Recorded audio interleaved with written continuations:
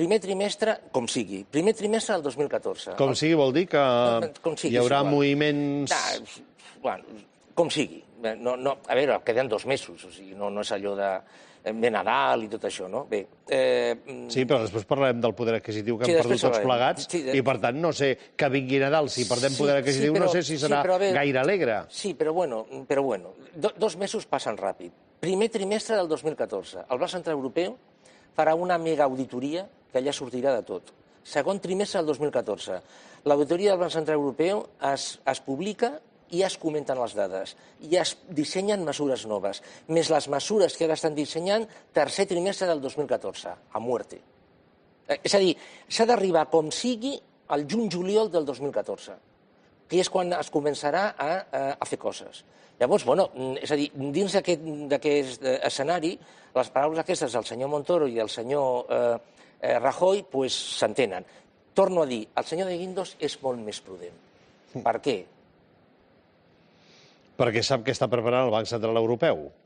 Bueno, perquè el senyor de Guindos és un professional, ve de la banca, sap què passa, és a dir, no és tan alegre el senyor de Guindos.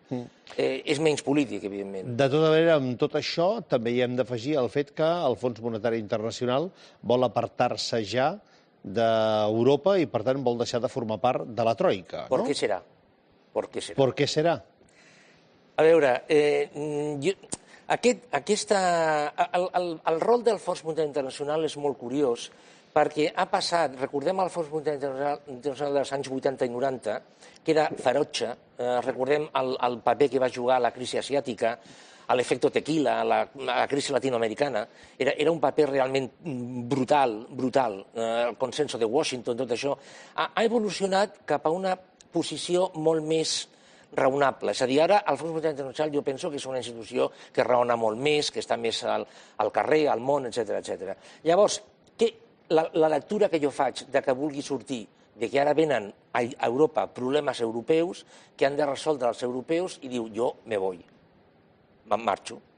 Llavors... Però perquè discrepa del timing europeu? Perquè discrepa de la línia que segueix Europa? No, perquè aquests són problemes europeus i ho han de resoldre els europeus. El Banc Central Europeu com a examinador, etc., i la Comissió Europea com a executor polític. Jo penso que ara el Fons Monetari Internacional fa bé de marxar. Escoltem què diuen els espectadors i espectadores mentrestant, amb algunes preguntes que també aporten per al professor Niño Becerra. Cristina, bona nit. Hola, bona nit, Josep. Doncs bé, són moltíssims els espectadors que no paren d'enviar-nos les preguntes pel professor Niño Becerra. En veiem algunes. Per exemple, la Maria Rosa Salvador, que ens diu el següent: com és possible que ens vulguin convèncer que un 0,25% d'increment en les pensions i sous cada cop més baixos no faran perdre mai poder adquisitiu? El David Macià diu el següent: si quan es van traspassar els actius tòxics al banc dolent hi havia un índex de morositat als bancs inferior al que hi ha ara, ha calculat el professor quin nivell d'aquest índex es necessitarà un altre rescat bancari?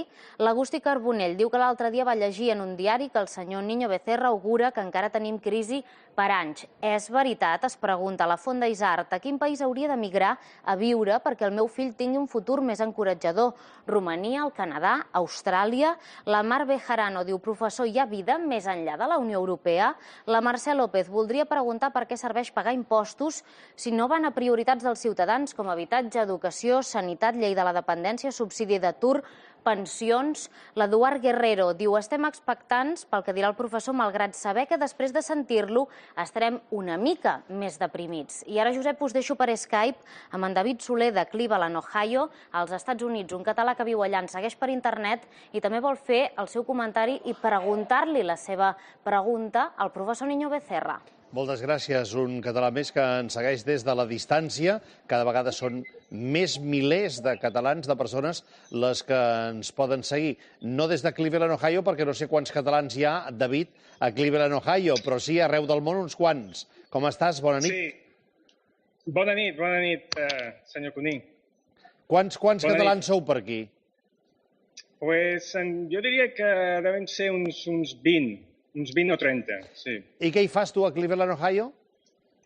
Pues jo treballo en el departament de dermatologia i estic estudiant trobar una curació per la psoriasis i per un tipus de dermatitis de la mà crònica que s'anomena Pomfolex. Déu-n'hi-do, espero que puguis tirar endavant aquesta investigació, que sigui reeixida, perquè, en fi, de psoriasi, que n'hi ha de molts tipus, són moltes les persones que d'una manera o altra també en pateixen, no? Sí, correcte. És una malaltia de la pell que té una incidència molt elevada i té ramificacions també, o sigui, la gent que la té està més deprimida i hi ha altres factors de risc, però és una de les malalties d'aquestes cròniques que no te la pots treure de sobre. Què tal la vida per Cleveland, Ohio? Pues t'has d'adaptar més o menys a la vida americana, no? Vull dir, no pots caminar pels carrers, només pots sortir bàsicament en els centres comercials o has d'agafar el cotxe per tot.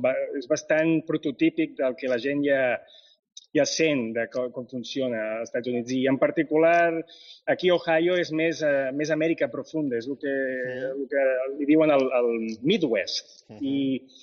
I encara hi ha una dependència molt més del cotxe. Sense el cotxe, bàsicament, no pots fer res i, és una mica... El clima és més dur, molt més dur que el que estem acostumats als barcelonins, als catalans. Però, si t'agrada treballar i tens un projecte de futur, jo crec que és una bona inversió. Sí, jo crec que sí. Quant temps fa que hi ets i fins quan hi seràs? Vaig arribar al 2004 i no sé fins quant temps hi seré més. I això és una de les preguntes que m'agradaria preguntar-li al professor Niño Becerra. Si podràs tornar aviat o si t'hauràs de quedar molts anys allà. Què és el que li vols preguntar? Sí, exacte. O sigui, si ell com un expert economista, si ell veu que aquest cicle de recuperació que tothom té en boca actualment, si ell creu que estem parlant d'un cicle de 5, de 10 anys o potser 20 anys per recuperar la situació del mercat laboral, o sigui que la gent, els expàtrides com nosaltres, podem plantejar-nos retornar i poder tirar endavant la nostra carrera. David, moltes gràcies per acompanyar-nos, molta sort, que et vagi bé la investigació, la teva feina que sigui profitosa i, en la mesura del possible, que ens en puguem beneficiar tots plegats, perquè la teva investigació el que pot aportar és una solució per moltes i moltes persones. Això espero i moltes gràcies, senyor Conill, per donar-me aquesta oportunitat de sortir en el seu programa. Soc un gran fan seu. Moltes gràcies, molt amable. Cleveland, Ohio. Molt bé. En fi, vaig ser-hi a l'època que estava en una fase de reconversió de gran ciutat industrial a noves dimensions, però, en fi, no expliquem ara aquestes històries perquè és realment una ciutat molt impactant i molt interessant. Anem al David. Podrà tornar un dia o altre, ja ho sé, però... A veure, és que jo penso que el cas del David és un cas molt, molt especial. És a dir, està fent una feina molt concreta i per fer aquesta feina necessita un equip i un capital molt important. Llavors, el tema no és si pot tornar o no pot tornar. És a dir, ara per ara, evidentment, no pot tornar, perquè aquí no hi ha, que jo sàpiga, cap instal·lació que ni tingui els mitjans ni tingui els fons per abordar aquesta investigació. Ni hi ha un equip, suposo, tan nombrós i tan ben dotat per fer això. És a dir, la pregunta és què és millor, que surti d'allà per anar a un altre lloc, a un altre país, o és millor que es quedi allà. Jo penso que aquesta... De fet, tornar aquí no. No, és que aquí és impossible que torni. Cuidado, si vol continuar treballant en el que està treballant, és impossible. Impossible vol dir impossible. Torno a dir, perquè no hi ha ni un equip, ni un capital... I perquè tenim ara un seguit de més de 500 científics que han subscrit un manifest a favor de recuperar la inversió en investigació i desenvolupament, no? Sí, però a veure, dins de la investigació s'ha de distingir entre què és una investigació teòrica de la que és una investigació aplicada. Això, als Estats Units, s'ha de tenir en compte que quan posen $1 per investigar, ja han calculat el retorn que tindrà aquest dòlar. És a dir, això que està fent el David, d'aquí a X mesos o d'aquí a X anys, és igual, donarà lloc a un medicament o a un parell de medicaments que es suposa que seran la bomba per a aquest tema que està ell treballant. Clar, és que és una altra pel·lícula, és una altra història. Però més enllà de la seva especificitat, el fet dels que ja han hagut de marxar o han marxat per raons diverses, molt especialment en aquests últims temps, podran tornar aviat? O aquesta recuperació, que és el que ell preguntava, de la que tant es parla ara, va per llarg? I això lliga amb una altra pregunta que havia deixat un espectador sobre unes declaracions del professor que aquests dies, com que està en la promoció del seu llibre Diario del Crash, doncs de tant en tant en va deixant alguna. I em sembla que l'altre dia va deixar anar que la recuperació no la veu fins al 2024? 23. 23? A veure, de tota manera, torno a dir, s'ha de deixar molt clar què s'entén per recuperació. És a dir, que això d'alguna forma... Hi ha una cosa que ja sabem, de vostè mateix. Tornar a viure com vivíem abans del crash, això s'ha acabat. Vale, correcte. Ja ho tenim clar. Bueno, no sé, sí, està clar, sí. Jo ho tinc clar, escoltant-lo vostè, ho tinc clar. Sí, però, és a dir, jo no sé si tothom ho té clar, però, bueno, en fi, això està clar, correcte. De tota manera, què és recuperació? Recuperació és créixer un 0,5% d'una forma sostinguda, això és recuperació. Recuperació és créixer un 1,3% d'una forma mitja sostinguda, això és recuperació. Què és recuperació? Perquè, clar, és que tothom parla de recuperació. El senyor Montoro i el senyor Rajoy abans han parlat de recuperació. Però és que jo penso que algun periodista li tenia que haver preguntat perdoni, què és per vostè recuperació? Això, que jo sàpiga, ningú li ha preguntat. Això és molt important. Perquè, clar, l'economia espanyola ha de créixer o bé a un 2% per crear ocupació neta, o bé per sota, retallant salaris, condicions laborals, etc. És a dir, on estem? Abans vostè parlava del poder adquisitiu. Ara hi anirem. Llavors, clar, com queda això? Definir tot això jo penso que és molt important per parlar o per pensar de sortir, de tornar a la recuperació. Molt bé, i vull pensar que a ulls d'un ciutadà recuperació deu ser, no ho sé, vostè en tot cas em corregeix, dues coses. Una, percebo que tinc feina, que he recuperat la possibilitat de triar entre algunes feines, que el meu entorn ja no està a l'atur, o jo mateix ja no estic a l'atur, d'una banda, i d'altra banda, que com a conseqüència de tenir feina i, per tant, d'haver superat una etapa sense feina, mantinc un cert poder adquisitiu que em permeti tornar a fer una vida, diguem que, menys estreta de la que he hagut de fer aquests últims temps. Això que ho pensi la majoria de la població. Suposo que la majoria deu pensar això, no? Vale. No és normal pensar això? I la feina aquesta a temps complet i contracte indefinit. Ja no vaig tan lluny, jo no ho sé, no sóc capaç de dir això. Ja sé que vostè em dirà, a temps complet i contracte indefinit, oblidi-se'n. Temps complet, contracte indefinit i a sobre aquesta percepció d'un entorn amb feina, anys i anys i anys i anys. Molts. Molts anys? Molts, moltíssims. Jo penso, jo no veig un horitzó, això. Ara, un treball a temps parcial, és a dir, allò que jo no sé per què li han canviat el nom, perquè aquí a Espanya tenien un concepte que es deia contrato por obra y servicio. Jo penso que el futur clarament és aquest, és a dir, per aquesta banda. Amb moltes dosis de temporalitat, un salari a temps real, un salari real molt contingut, però molt contingut, i amb una estacionalitat important. Per tant, està parlant d'un canvi de paradigma. Totalment. Que, de fet, indirectament, pensem que la senyora Merkel, el senyor Cameron, això ja ho han insinuat. Quan en la darrera reunió del G20, a la darrera cimera del G20, el senyor Cameron va dir allò de que és millor una feina, encara que sigui a temps parcial, que cap feina. Que això, d'alguna forma, amb altres paraules, la senyora Merkel ja ho havia dit. És a dir, estan introduint, mica en mica, les paraules del cap d'estat d'Holanda, també l'altre dia. És a dir, estan introduint aquesta idea de que l'estabilitat, d'alguna forma, s'ha acabat. Fixem-nos en el poder adquisitiu, doncs? Pensem-nos. En la pèrdua de poder adquisitiu, perquè quan diem fixem-nos ens estem fixant en això. La remuneració dels empleats públics. Atenció, funcionaris. Perdó, funcionaris no, empleats públics. Empleats públics, molt bé. Perquè el concepte és més ampli. Molt bé, d'acord. Funcionaris i altres empleats públics. Entre el 1981 i el 2014, el poder adquisitiu ha baixat considerablement de 150 pràcticament punts percentuals, no?, en relació a l'IPC. Aquí tenim aquests gràfics.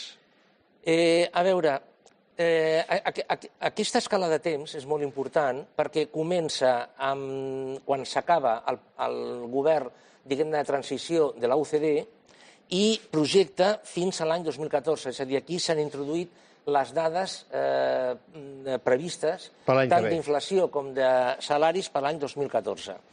Bé, els empleats públics, malgrat del que diuen experts i el govern i molta gent, els empleats públics s'han perdut la friolera, aquesta que vostè ha dit, de poder adquisitiu. És a dir, l'índex ha passat de preus, ha passat d'un índex 100 a un índex 429, 430 pràcticament, mentre que els salaris han passat de...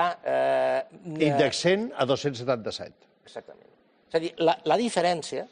La diferència són 122, no? Sí, aquesta diferència... Perdó, 152. Sí, aquesta diferència és la pèrdua de poder adquisitiu dels empleats públics. I aquesta és la realitat pura i dura. És a dir, ho podem pintar verd i groc o ho podem pintar vermell i negre. Però aquesta és la realitat. I aquesta és una constant en el decurs d'aquests anys, independentment del color polític del govern. Exactament, del govern de torn. Fem-ho per etapes i comencem per la primera, que correspon als governs del PSOE, governs de Felipe González.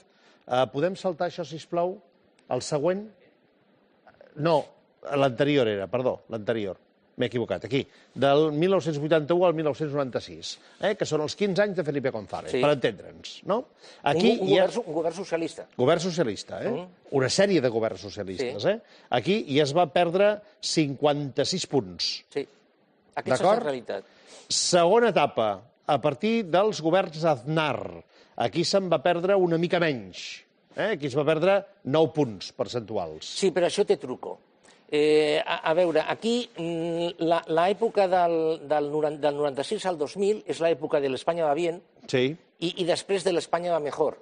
Amb la qual cosa aquí, en teoria... Del 96 al 2000 és el govern del Partit Popular amb suport de Convergència i Unió i a partir del 2000 és majoria absoluta. I comença la disbauxa. Exacte. És a dir, que aquí hi ha l'afegit que Espanya va créixer. És a dir, com va créixer això, deixem-ho a part, deixem-ho a banda. No, ho estem veient a Madrid, per exemple, no? Sí, exacte. Però, Espanya va créixer aquí. És a dir, que aquí no... I la pèrdua de poder adquisitiu es contempla. I seguim etapa ara Rodríguez Zapatero, del 2004 al 2012, i aquí tenim un comportament diferent, perquè hi ha un moment en què l'IPC està més contingut i la remuneració sembla que es compensi, fins que després cau i es manté ja pla, que és en el moment que podem projectar fins al 2014. A veure, aquí m'agradaria posar de manifest dues coses. Primera, que l'època del 2009 al 2010 és l'època del planer. És a dir, que en teoria va ser expansiva. De cara als empleats públics va ser contractiva. Per què? Perquè la remuneració va caure. I la congelació de la remuneració dels empleats públics comença el 2011. De fet, a l'etapa següent, del 2012 a projectar el 2014, la remuneració està absolutament congelada i s'espera que arribi al 103,5. Aquest gràfic és espectacular, no? Perquè és que parla per ell mateix, no necessita cap explicació. Pues sí. Sí, el que passa, a veure, sent realistes, aquest gràfic és molt espectacular perquè només hi ha 3 anys. És a dir, el que passa és que a nivell estadístic és una sèrie temporal massa curta i poc representativa. És a dir, si l'IPC és una mica més baix o una mica més elevat, la diferència serà encara més forta. Molt bé. Podem establir una comparació entre la pèrdua de poder adquisitiu dels empleats públics, funcionaris i altres treballadors de l'administració de manera directa o indirecta amb el poder adquisitiu de tots els ciutadans de mitjana dels salaris d'aquest país, perquè arribem fins a desembre de 2012. I a desembre de 2012 tenim que aquí hi ha una pèrdua de mitjana de 1,6% de pèrdua de poder adquisitiu entre la inflació i la remuneració. Sí, però... Sí, clarament sí. Però, a veure, aquesta corba s'ha de veure de la següent manera, de cara als espectadors. Mirin vostès la curva groga, que és la remuneració. El que està per sota de la línia blava són les pèrdues de poder adquisitiu. I la curva groga està per damunt de la... Sí, anem aquí, expliquem-ho. Sí, és a dir, aquí la part que està per sota, és a dir, és la pèrdua, hi ha una pèrdua de poder adquisitiu. Sí. La part que està per damunt, aquí, per exemple, o aquí, o aquí, sí, està per damunt. Sí. La component quin és? Bueno, jo només donaré una dada. Entre el 1997 i el 2007, l'increment de poder adquisitiu en termes reals va ser només del 0,7%.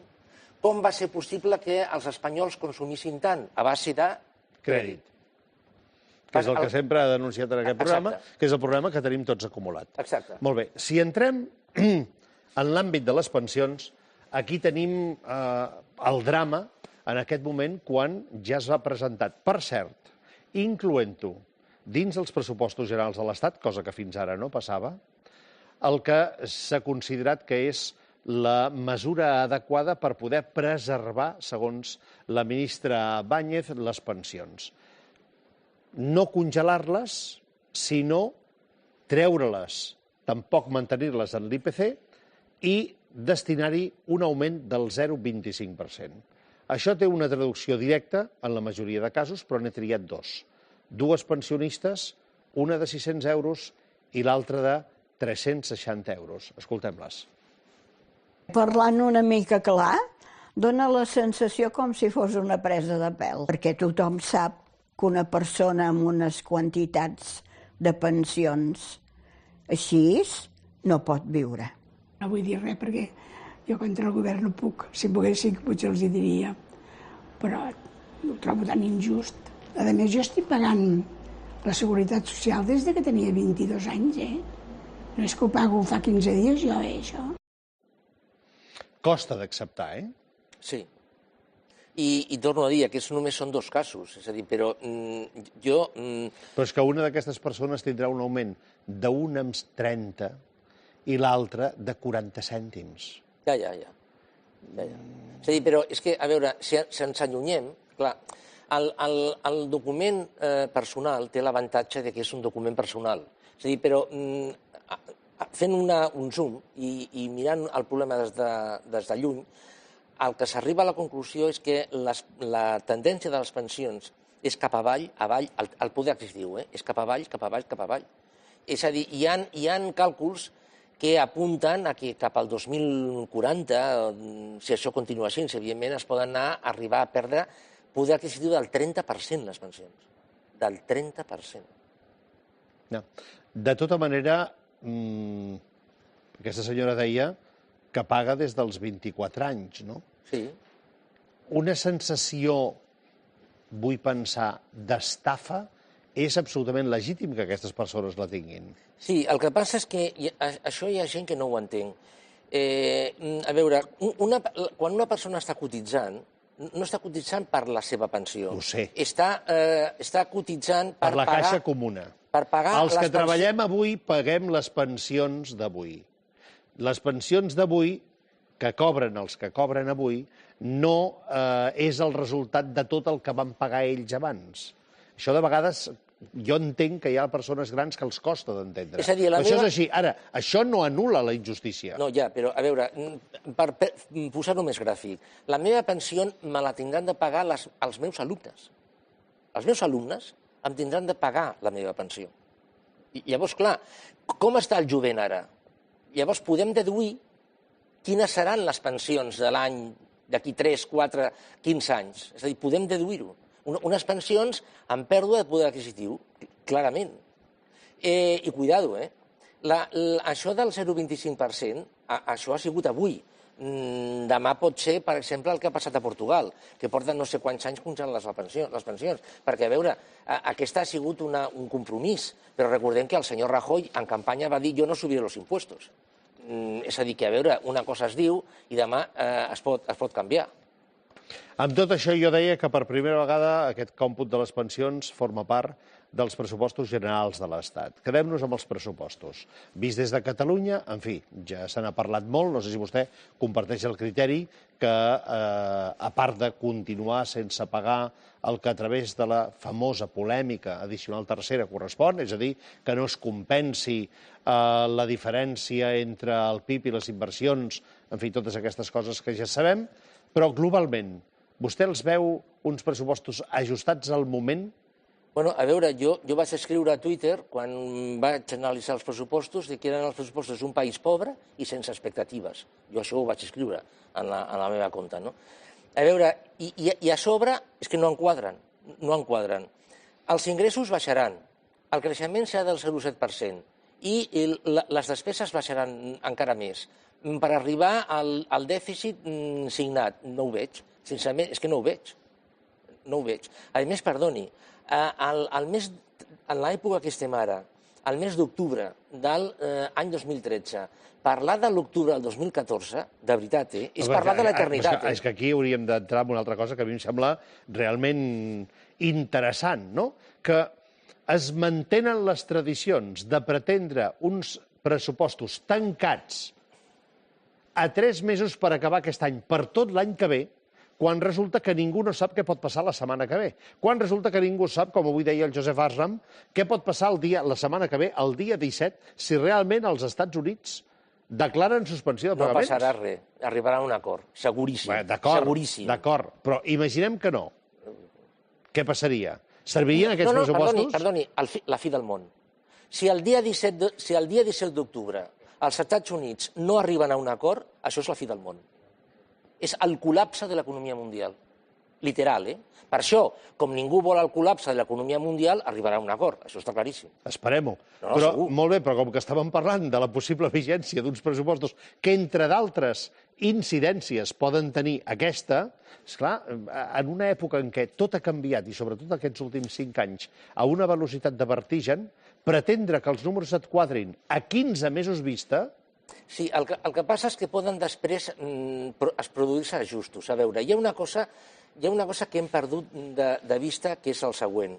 Es va signar fa 2 anys que l'objectiu de tota la zona euro és arribar a l'any 2020 a un dèficit estructural del 0,5% i a un deute públic del 60%. Entre parèntesis, avui Alemanya ja ha dit que els 2 objectius de l'any vinent és incrementar la despesa en educació i baixar deute. Vale. Torno a dir, arribar a un dèficit estructural del 0,5% i, segon, arribar a un deute del 60%. Aquest objectiu, any 2020, fins a arribar al 2020, poden haver ajustos un any més, incrementem, reduïm. Clar, és a dir, però per Espanya, arribar a un deute del 60% a l'any 2020 és que és pràcticament impossible. Entre parèntesis, també ja està corrent que Espanya pot fer una quita del 30% al seu deute. No ara, però això està ja corrent. És a dir, la quita és absolutament imprescindible per arribar a aquests nivells. I això és el que vostè ha mantingut des de fa temps, no? Sí. I cada vegada hi ha més veus, pel que segueixo i pel que llegeixo, que diuen que això s'acabarà. Perquè és que si no, això no té solució. Impossible. Mar Bejarano, professor, hi ha vida més enllà de la Unió Europea? Què vol dir vida? Sortint de la Unió Europea? Vull dir... Vostè està, més que catedràtic d'Economia, està de catedràtic de Metafísica. Es pregunta el per què permanentment de tot. Què vol dir vida? Vida, pregunto si... Econòmica. Significa sortir de la Unió Europea. Econòmica. Fora de la Unió Europea hi ha vida econòmica? No. Molt bé. Mercè López, es refereix, suposo, a la Mar per nosaltres, pels catalans, en aquest cas, no? Per tant, no. Per als catalans. Home, no ho sé. A veure, però això què significa? Que aquest senyor està acceptant que Catalunya estaria fora de la Unió Europea? Home, no. És que això és... A veure, miri, això és el mateix... Se'n recorda del Pacte d'Estabilitat? Sí. Vull dir, el Pacte d'Estabilitat era inviolable, no es podia trencar. I a veure, va començar Alemanya i França i després un munt de països. És a dir, una cosa es diu Qui va dir allò de que la política és l'art de lo possible? Vull dir, no me'n recordo. Bé, no recordo qui és ara, però sí. A veure, avui es diu una cosa i demà es pot canviar. És a dir, Això ens porta més al principi de Groucho Marx. Aquests són els meus principis i si no t'agraden no en diguis uns altres. Sí, exactament. Doncs ja està. La Mercè López voldria preguntar per què serveix pagar impostos si no van a prioritats dels ciutadans com habitatge, educació, sanitat, llei de dependència, subsidi d'atur, pensions... Aquesta pregunta és molt bona. I té molta lògica. Clar, una persona que no és una experta diu jo estic pagant el que diuen que he de pagar, jo ho pago tranquil·lament. I després em diuen que em retallen sanitat, em retallen educació, és a dir, em retallen tot el model de protecció social. Què passa amb els meus impostos? Bueno, la resposta per a aquesta senyora és que està pagant impostos per reduir dèficit. Punto. Clar, i això què té a veure amb el seu model de protecció social? Absolutament res. Però està pagant impostos per això, per reduir dèficit. I a més aquests impostos per reduir dèficit atenten contra el seu model de protecció social. Sí. Clarament, sí. Per tant, anirem cada vegada a menys protecció social? Per descomptat. O per què per descomptat? Perquè la protecció social no és sostenible.